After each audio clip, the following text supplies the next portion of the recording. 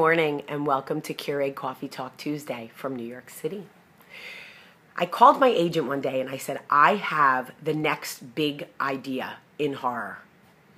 So we set a meeting and I went to the top horror producer in Hollywood, pitched my movie, and my agent called me and said, guess what? You actually do have the next big idea in horror. He wants to buy your movie. I immediately had visions of walking red carpets with, paparazzi and everyone. Jamie, you're the next big thing in horror. And I thought, oh, this is it. I've arrived. As we got further into the process, my agent called me and said, okay, so they're going to buy your idea and hire a horror writer. And I was like, what do you mean? It's my idea. I'm going to write this movie. And my agent was like, you want to be a writer? And I said, well, it's my movie. I'm going to write it. This is my thing. And she said, okay, well, if you want to write it, that's a different conversation because you're not a writer and writing. I was like, I can write it. What do you mean? It lives in my mind.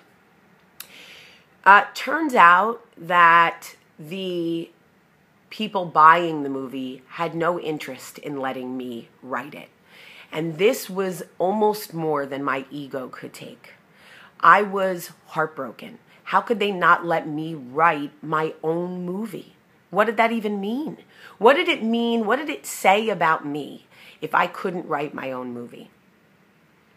And I began to think, as I was fighting this war with my agent, go back and insist that they let me write it. I should get a turn to write it. I should get a pass. I started to think about my strengths and weaknesses because our strengths and weaknesses is what makes us unique as individuals. And I was making out a list of things that I was good at and things that I was not so good at, both personally and professionally, because I thought maybe it's time for me to take a long, hard look at what I really have to contribute to processes like this. And I realized that nowhere on my list was I a horror writer. There were actually people whose sole job was to write good horror. That's all they did. They didn't come up with concepts. They didn't have the gift that I had of original content. They knew their strengths and they knew their weaknesses. They were personally empowered because they knew what their contribution was. And I was all over the place trying to do everybody's job better than everybody else, feeling rejected if people wouldn't let me do the things that I wanted to do. And it was only knowing my limitations and really understanding my weaknesses that I was able to become the best version of myself because I started coming to the table with my strengths. I was no longer, taking everything on and then stressing over the things I couldn't do well. When you are aware of your weaknesses, when you own them,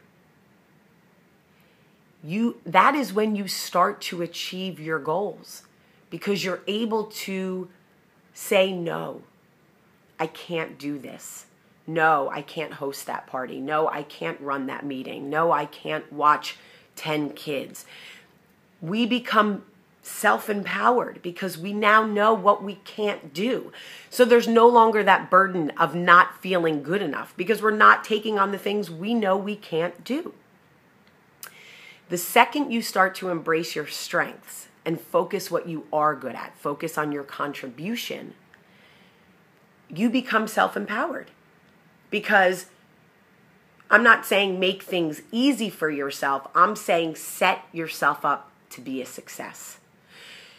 Start today by making a list.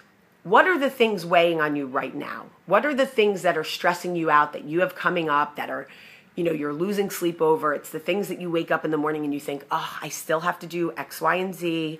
I don't know why I agreed to do this. Boil it down.